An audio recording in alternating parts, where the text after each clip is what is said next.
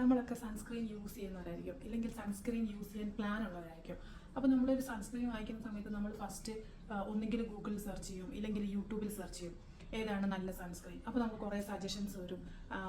ഓരോ application online പ്ലാറ്റ്ഫോംസിൽ നമുക്ക് കുറേ സജഷൻസ് വരും. നല്ലതാണ്, വൈറ്റ് കാസ്റ്റ് ഇല്ല, കംഫർട്ടബിൾ ആണെന്നുള്ളത്. യൂട്യൂബിൽ സെർച്ച് ചെയ്യുമ്പോൾ നമുക്ക് ഒരുപാട് റിവ്യൂസ് കാണും. ഈവൻ നമ്മൾ കമൻറ്റ് ബോക്സിൽ ഒന്ന് ചെക്ക് ചെയ്യാമെങ്കിൽ തന്നെ അതിൽ ഓരോരുത്തർ വന്നിട്ട് പറയുന്നുണ്ടാവും, ഞാനിതാണ് യൂസ് ചെയ്യുന്നത്, ലൈറ്റ് വെയിറ്റ് ആണ്, അതുപോലെ വൈറ്റ് കാസ്റ്റ് ഇല്ല, സ്റ്റിക്കി അല്ല, ഭയങ്കര കംഫർട്ടബിൾ ആണ്, നാച്ചുറൽ ലുക്കാണെന്നൊക്കെ.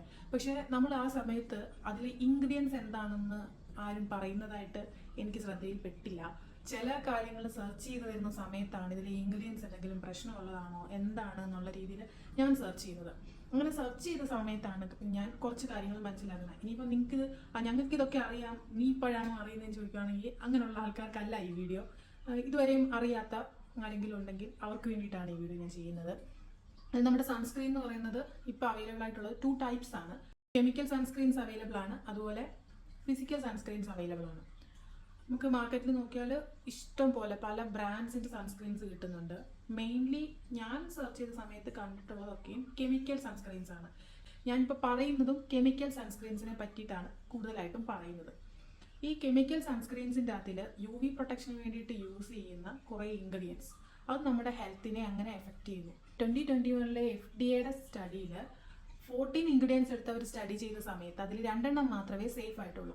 ബാക്കിയൊക്കെ എന്ന് പറയുന്നത് സേഫ് അല്ല. കെമിക്കൽ സൺസ്ക്രീനിന്റെ ആക്റ്റീവ് ഇൻഗ്രീഡിയൻസിന് അതിൽ റെയർ ആയിട്ട് യൂസ് ചെയ്യുന്ന troll amen salicylate, amino benzoic acid, ഈ 2 ഗ്രേസ് അല്ല എന്ന് FDA പറയുന്നുണ്ട്. അതായത് നമുക്കത് യൂസ് ചെയ്യുന്നത് നമ്മുടെ ഹെൽത്തിന് എന്തെങ്കിലും ഇഷ്യൂസ് ഉണ്ടാക്കും. ഹെൽത്ത് ഇഷ്യൂസ് എന്ന് പറയുമ്പോൾ എന്തൊക്കെയാണെന്ന് വെച്ചാൽ സ്കിൻ അലർജീസ് വരാം, അതുപോലെ ക്യാൻസർ ഉണ്ടാക്കാം, അതുപോലെ ഹോർമോൺ ഡിസ്ട്രക്ഷൻ ഉണ്ടാക്കാം, റീപ്രൊഡക്ഷന് പ്രോബ്ലം ഉണ്ടാക്കാം. അങ്ങനെ ഒരുപാട് പ്രശ്നങ്ങളാണ് ഈ കണ്ടന്റ്, ഈ ഇൻഗ്രീഡിയൻസ് ഒക്കെ നമ്മൾ ഫേസിൽ അപ്ലൈ ചെയ്യുന്നത് വരുന്നത്.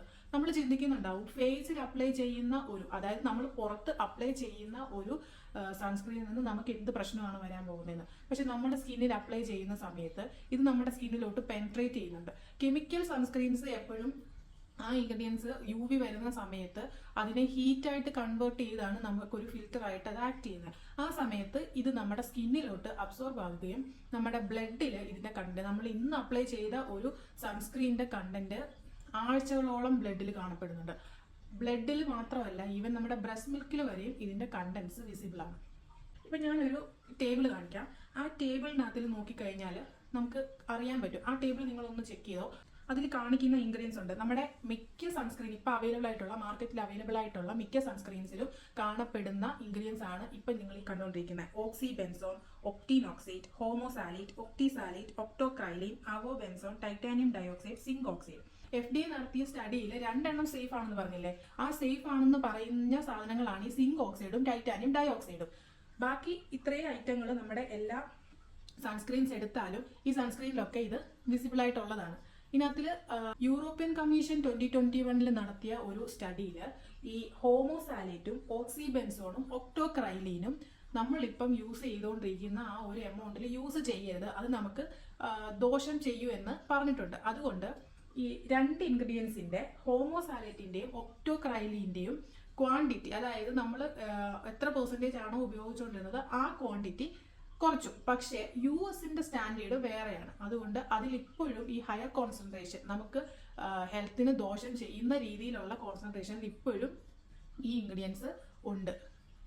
പിന്നെ ഇപ്പം ഞാൻ ഈ ടേബിളിൽ കാണിച്ച ഇൻഗ്രീഡിയൻസിനകത്തിലുള്ള പല ഇൻഗ്രീഡിയൻസും കാരണം ഇത് സ്റ്റഡി ചെയ്ത സമയത്ത് ചെറിയ ആൺകുട്ടികളിൽ ടെസ്റ്റോസ്റ്റിറോണിന്റെ ലെവൽസ് വരെ ചേഞ്ച് ആകുന്ന രീതിയിലുള്ള പ്രോബ്ലംസ് ഉണ്ട്. അതുപോലെ ക്യാൻസറിന് ചാൻസസ് ഉണ്ട്, അലർജിക്ക് ചാൻസസ് ഉണ്ട്. അങ്ങനെ ഓരോന്നിനും ഇതിൽ പറഞ്ഞിട്ടുള്ള ഓരോ ഇൻഗ്രീഡിയൻസിനും ഓരോ രീതിക്കുള്ള പ്രോബ്ലംസ് ആണ് വരുന്നത്. അപ്പം ഡീറ്റെയിൽ ആയിട്ട് വേണമെങ്കിൽ നിങ്ങൾ ഓരോ ഇൻഗ്രീഡിയൻ്റ് എടുത്തിട്ട് ജസ്റ്റ് ഒന്ന് ഗൂഗിൾ ചെയ്താൽ നിങ്ങൾക്ക് അറിയാൻ പറ്റും ഇതെങ്ങനെയാണ് നമ്മുടെ ഹെൽത്തിന് പ്രോബ്ലം ആയിട്ട് വരുന്നതെന്നുള്ളത് നിങ്ങൾക്ക് മനസ്സിലാക്കാൻ പറ്റും. അതുപോലെ നമ്മുടെ മിനറൽ സൺസ്ക്രീനിന്റെ കാര്യം പറയുമ്പം അതിലിപ്പോൾ മെയിൻ ഇൻഗ്രീഡിയൻസ്, അതായത് ആക്റ്റീവ് ഇൻഗ്രീഡിയൻസ് എന്ന് പറഞ്ഞു വരുന്നത് സിങ്ക് ഓക്സൈഡും ടൈറ്റാനിയം ഡയോക്സൈഡും ആണ്. പക്ഷേ ടൈറ്റാനിയം നമുക്ക് ക്യാൻസർ ഉണ്ടാക്കുന്ന ഒരു സംഭവമാണെന്ന് നമുക്ക് അല്ലെങ്കിൽ തന്നെ അറിയാം. അപ്പം അതും അത്രയ്ക്ക് സേഫ് ആയിട്ടൊന്നും പറയാൻ പറ്റത്തില്ല. ഞാൻ കാണിച്ച ടേബിളിൽ തന്നെ കാണിക്കുന്നുണ്ട്, സിങ്ക് ഓക്സൈഡിനും ടൈറ്റാനിയം ഡയോക്സൈഡും പെൻട്രേറ്റ് ചെയ്യത്തില്ലെന്നേ ഉള്ളൂ. ഒരു സ്മോളസ്റ്റ് എമൗണ്ട് ഒക്കെ അതും അബ്സോർബ് ആകുന്നുണ്ടെന്നാണ് സ്റ്റഡി പറയുന്നത്. പക്ഷെ നമ്മൾ ഇൻഹെയിൽ ചെയ്യുന്ന സമയത്ത്, നമ്മളിപ്പോൾ സ്പ്രേ പോലുള്ള സൺസ്ക്രീൻസ് ഒക്കെ സ്പ്രേ ആയിട്ട് ഇപ്പോൾ അവൈലബിൾ ആണല്ലോ, അങ്ങനെ സ്പ്രേ ചെയ്യുന്ന സമയത്ത് നമ്മൾ ഇൻഹെയിൽ ചെയ്യാനുള്ള ചാൻസസ് ഉണ്ട്. അത് ദോഷം ചെയ്യുന്നതാണ്. ഈ ടൈറ്റാനിയം നമുക്ക് സേഫ് ആയിട്ടുള്ള സാധനമല്ല. അപ്പം ഇനിയെങ്കിലും നിങ്ങൾ സൺസ്ക്രീൻ പർച്ചേസ് ചെയ്യുന്ന സമയത്ത് ഇതിന്റെയൊക്കെ ഈ ഇൻഗ്രീഡിയൻസും കൂടെ ഒക്കെ ഒന്ന് ചെക്ക് ചെയ്ത് വാങ്ങിച്ചാൽ നമുക്കും നമ്മുടെ കമ്മിങ് ജനറേഷനും ഒക്കെ യൂസ്ഫുൾ ആയിരിക്കും. അതുപോലെ തന്നെ നമ്മുടെ നേച്ചറിനും യൂസ്ഫുൾ ആയിരിക്കും. ഈ പറയുന്ന ഐറ്റംസ് ഒന്നും നമ്മുടെ കോറൽ റീഫ്സിന് സേഫ് അല്ല. അപ്പം ഇതൊക്കെ ഒന്ന് ചെക്ക് ചെയ്ത് നോക്കുക. നിങ്ങളുടെ ചോയ്സ് ആണ്, നിങ്ങളുടെ ലൈഫാണ്.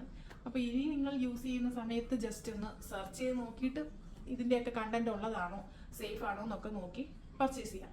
അപ്പം വീഡിയോ യൂസ്ഫുൾ ആയിട്ട് തോന്നുകയാണെങ്കിൽ നിങ്ങളുടെ ഫാമിലിക്കും ഫ്രണ്ട്സിനും കൂടെ ഷെയർ ചെയ്ത് കൊടുക്കുക.